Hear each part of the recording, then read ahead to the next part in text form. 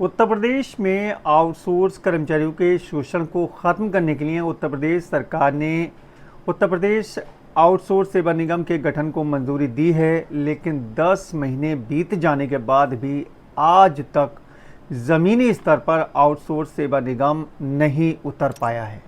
दोस्तों, बहुत बड़ी खबर लगाई गई। चलिए मैं आपको इस खबर को पूरा डिटेल से समझाता हूँ। देखिए दोस्तों, आपको स्क्रीन पर दिख रही होगी खबर, और यह खबर अमृत विचार न्यूज़पेपर ने प्रकाशित की है। लिखा है 10 माह बाद भी ज़मीन पर नहीं उतरा यूपी आउटसोर्स सेवा निगम। लखनऊ एडिशन में इस खबर को प्रकाशित किया गया और लिखा, प्रदेश के विभिन्न सरकारी विभागों में कार्यरत करीब 11 लाख आउटसोर्स कर्मचारियों के लिए बड़ी उम्मीद बनकर सामने आया उत्तर प्रदेश आउटसोर्स सेवा निगम यानी यूपी कोस गठन के 10 माह बाद भी धरातल पर नहीं उतर सका। मुख्यमंत्री योगी आदित्यनाथ से लेकर वित्त, श्रम, न्याय, नियोजन आदि विभागाध्यक्षों और मंत्रियों का तमाम समीक्षाओं के बाद भी नियुक्ति, भुगतान, सेवा शर्तों और एजेंसियों की निगरानी को लेकर एकीकृत एवं पारदर्शी व्यवस्था क्रियान्वयन के इंतजार में है। मुख्यमंत्री ने 2 सितंबर 2025 को कैबिनेट की मंजूरी के बाद यूपी कोस के गठन की घोषणा की थी। दावा किया गया था कि निगम बनने के बाद आउटसोर्स कर्मचारियों को समय पर वेतन, ईपीएफ और ईएसआई का लाभ मिलेगा। भर्ती प्रक्रिया पारदर्शी होगी, एजेंसियों की मनमानी रुकेगी और सभी विभागों के लिए एक समान व्यवस्था लागू होगी। सरकार ने इसके बाद आउटसोर्स कर्मचारियों का मानदेय भी बढ़ा दिया। चपरासी, चौकीदार और कार्यालय सहायकों का मानदेय लगभग 10,000 रुपये से बढ़ाकर 18,000 रुपये किया गया। डाटा एंट्री ऑपरेटर, कंप्यूटर सहायक और अनुवादक जैसे पदों के लिए मानदेय 14,000 रुपये से बढ़ाकर 23,000 रुपये निर्धारित किया गया।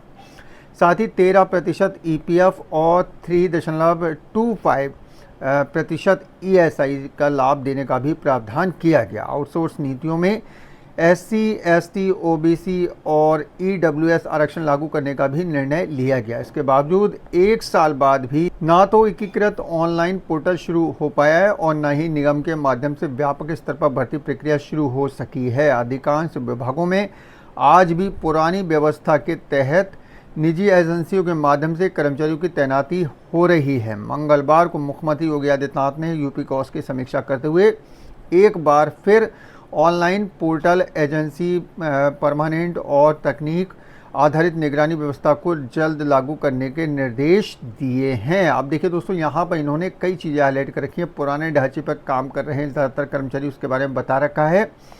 कर्मचारी संगठनों का कहना है कि निगम के गठन से उन्हें समय पर वेतन, सामाजिक सुरक्षा और सेवा शर्तों में स्थिरता की उम्मीद थी। हालांकि अभी तक ज़्यादातर कर्मचारियों को पुराने दर पर ही काम करना पड़ा है। कई विभागों में वेतन भुगतान और एजेंसी स्तर की शिकायतें भी बनी हुई हैं। केंद्रीय श्रम मंत्रालय से भी है सख्त निर्देश, उसके बारे में बता रखा है। केंद्रीय श्रम सचिव की ओर से भी सभी राज्यों को सख्त निर्देश दिए गए हैं कि आउटसोर्स कर्मचारियों को वेतन हर महीने के पहले सप्ताह में सीधे उनके बैंक खाते में ट्रांसफ़र हो। सभी नियुक्तियों, ईपीएफ, ईएसआई कटौती और आरक्षण नियमों का सख्ती से पालन किया जाना चाहिए। तो आउटसोर्स कर्मचारियों के शोषण को कम करने के लिए जिस निगम की घोषणा की गई थी, वो निगम 10 महीने बीत जाने के बाद भी आज भी हकीकत नहीं बन पाया। लेकिन दोस्तों, कल एक बड़ी खबर लगाई गई और कहा गया कि भाई जो ये मानदेय बढ़ा हुआ है ना, ये सितंबर तक मिल सकता है हमारे कर्मचारियों को। अब देखना होगा होता क्या है, क्योंकि चुनावी माहौल भी बन चुका है। खबरें आने लगी हैं कि चुनाव जो है वो समय से पहले कराया जा सकता है। अब ऐसे में मुझे लगता है कि भाई आउटसोर्स सेवा निगम जो है वो जल्द से जल्द काम करना शुरू कर देगा और हमारे कर्मचारी को न्यूनतम मूल वेतन जो है वो मिलना शुरू हो जाएगा, जो नई घोषणा की गई थी उसके आधार पर। दोस्तों, आप लोग भी कमेंट बॉक्स में आकर अपनी राय ज़रूर दें और जानकारी पसंद आई हो वीडियो को लाइक और शेयर कर दें। चैनल पर नए हैं तो चैनल को सब्सक्राइब करके बेल के आइकन को दबा लें ताकि लेटेस्ट अपडेट आपको हमेशा टाइम से मिलती रहे। चलिए दोस्तों, चलता हूँ। अपना ख्याल रखिए, परिवार का ख्याल रखिए, फिर मुलाकात होगी। Thank you.